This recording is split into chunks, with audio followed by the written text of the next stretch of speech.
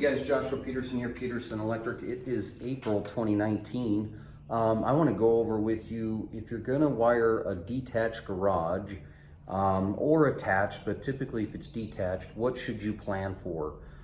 First of all, code is still pretty vague about wiring them. There are certain counties and cities that are not restrictive as far as the voltage car charging units and stations. I am in Boulder County today, finishing up a job. If you guys have followed me on this house through the winter and the fall of 2018, I'll show you more in the next video. But just want to let you know that in this area, for Lafayette, which is Boulder County, they expect that you will wire adequate to at least a 50 amp electrical charger plug. So that kind of sets back some of the tone in certain parts of the code. I think it's a little confusing in the NEC. I am in the 2017. It's about to change in next year in the 2020. But want to go over with you a few codes just to consider, and then I'll do a practical video next. So we have to look for it. But the first thing is it talks about in the 2017, I have the handbook. I always have the handbook because I like the drawings. But they do talk about garages, and this is going to be in 210.52 G1.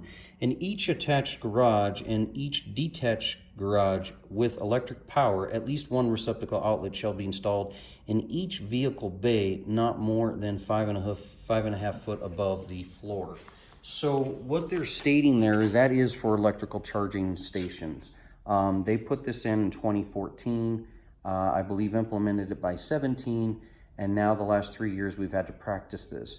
So in the class that I take with the Associates of Inspectors around here, basically what they were looking for with that was trying to have power separate from lighting. There was an addition or an amendment in 11 or 14 that they stated they wanted outside lights separate from inside lights and outside plugs separate from inside plugs. They went away with that because that was redundantly stupid. But now they've gotten to a point where they're saying, okay, we want an outlet in each bay. And I remember raising my hand to them saying, okay, well, that's great. Most of us know you have to have a 20 amp, 120 volt circuit serving a garage, not 15 amp for the outlet. But the code states only one outlet has to serve the whole garage. It doesn't include garage door openers. They don't care if you lift it by your hand or you're going to basically use a hardwired outlet and then plug it in. So that's not including that. That's just accessibility at 48 to 5 foot inches there, so you can actually use it for that purpose of just plugging stuff in. That doesn't go far in most of us, especially our attached garages.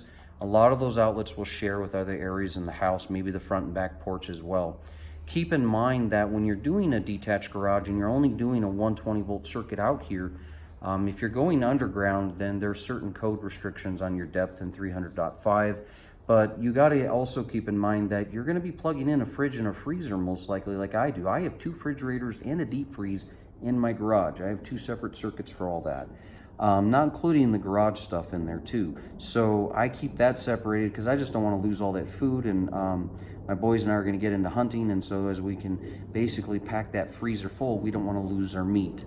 The other thing you have to keep in mind is that they did not state in 625 for vehicles charging in a garage or amend it to go back forward to 210 to say, okay, if you're doing that as each bay for an outlet, for instance, Alicia showed them, this is a 3-car garage, 1, 2, 3. If you have a 2-car garage and then an extension in the back that's full, that's still a 3-car garage.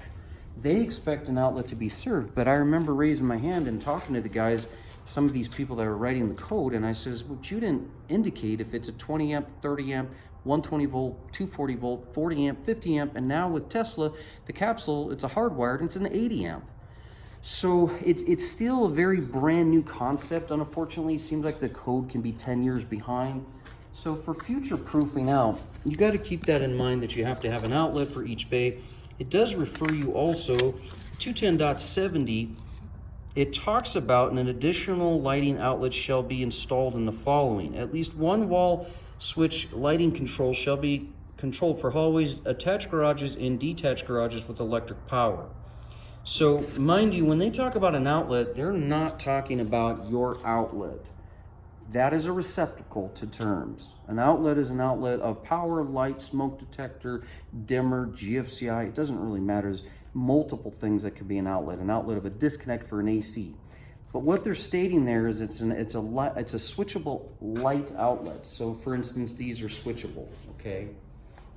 They're stating that you have to have that, but the other thing they're saying on here is for the dwelling unit, attached garages, detached garages with electrical power, at least one lighting switch outlet shall be provided for illumination for exterior and outdoor areas, exitings of the garage. So for instance, you have a man door here, right? You see my box there, you have to have a light. You have to have a light here in this man door. This right here going out this door, we typically call those a coach light. You have to have at least one for the front. We put 3 because the customer requested 3. Now, a lot of people say if I have a ring flood or just a normal flood with a motion, does that count? Yes, it is. It's a switchable unit because you drive up and it turns on. Now, if it goes out and you go to sell the place, you got to fix it.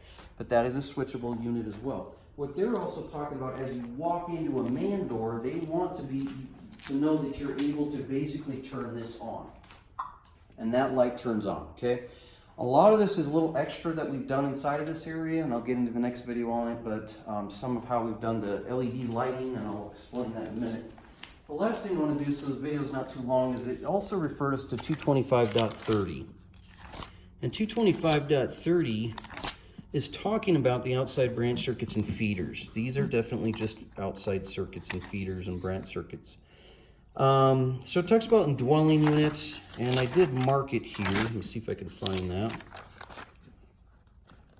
Okay, garages.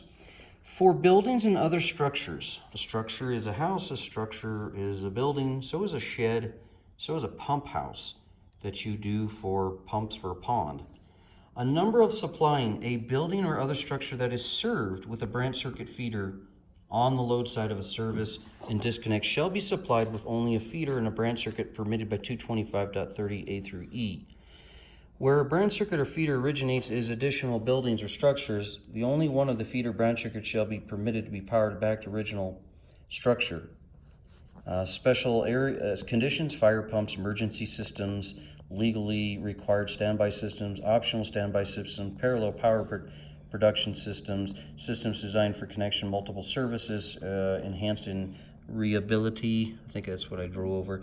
And look, they just added this in 17. Electrical vehicle charging systems listed, labeled, and identified for more than a single branch circuit or feeder. Boom. So basically, Boulder County is absolutely correct to stand by that. Because they do, keep in mind that 230.79, it states, if you're feeding power or circuits, a single-family dwelling, okay, it is a structure, but a one-family dwelling for a family is considered something that where people live, sleep, and bathe and eat. That's how you know. The service disconnecting means shall be rated for not less than 100 amps, 3-wire. All other areas of dwelling, which is not a dwelling, sorry, it's a structure, could be 60 amps, and that's assuming that not less than rated than 60 amps.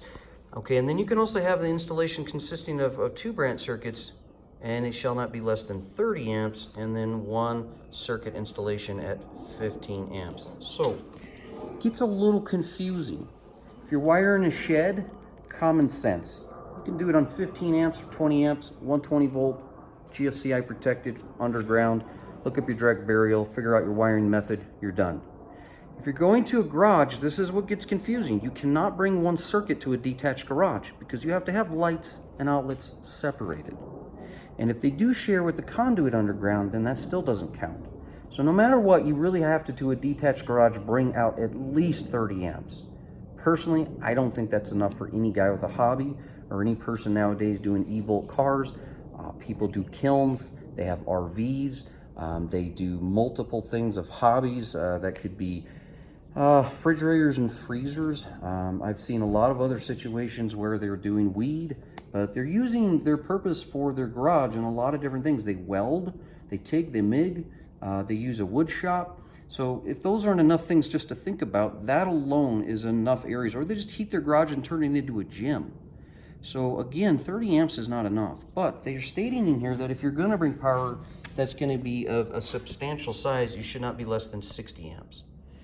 Well, nowadays with the eVolt cars, that really kicks that in the pants quick. In 625, it states that you have to be 125% of the major load that can be served of the max of that unit. And the chargeable station then, if it's a 50 amp Siemens, it has to be 125% of that wire size. If it's going to be a Leaf or a juice box, those are 30 to 40 amps. 3-wire, 4-wire, doesn't really matter.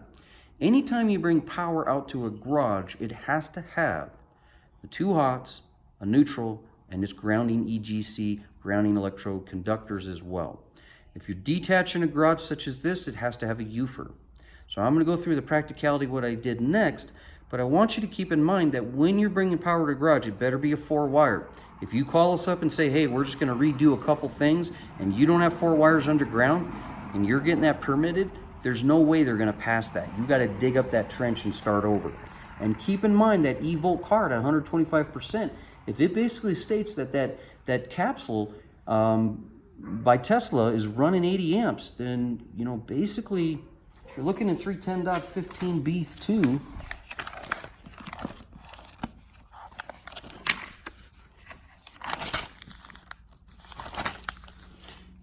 basically, when you're running at a 6 degrees Celsius column, because of 110.14c, you are under a number 2 size.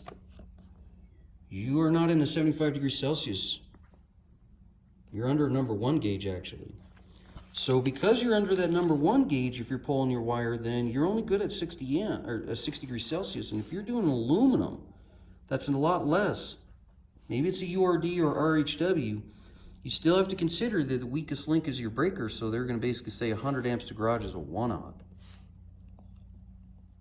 And if you're looking at bringing power out for a Tesla that's 80 amps, you can't even bring less than a number 1 to that garage. Now, if you're doing copper, it's a whole nother deal. You could definitely do number 3s, possibly number 4 because you're in a 75 degrees Celsius with copper. You might get away with number 4s and a 1-inch underground. But the point of the matter is there's a lot of ways to wire these, and keep in mind your eVolt car with Tesla basically states that they have to be copper rated connections. Though their connections are aluminum braided, they still want copper. So when you're doing that at 80 amps, you do have, you know, what you can do, pipe. You could pipe it in a 1-inch in number 4s. I've done that plenty of times. But the other thing you might end up having to consider is when you upsize that 125%, that number 4 now has to really be a number 3 or number 2. So again, because you're pulling wires to your garage, your wires have to be adequate because your Tesla will bounce. Now keep in mind, you do not have to take any power to any detached garage. They don't care. It's not a habitable place. You can use a headlamp and walk out and get in your car every single day. But if you are going to bring power to your house, you have to update the current standard, or excuse me, from your house to your garage, you have to update the current standard. Again, guys, hopefully it'll help you out. Sorry it was a little long, and we'll show you the next video.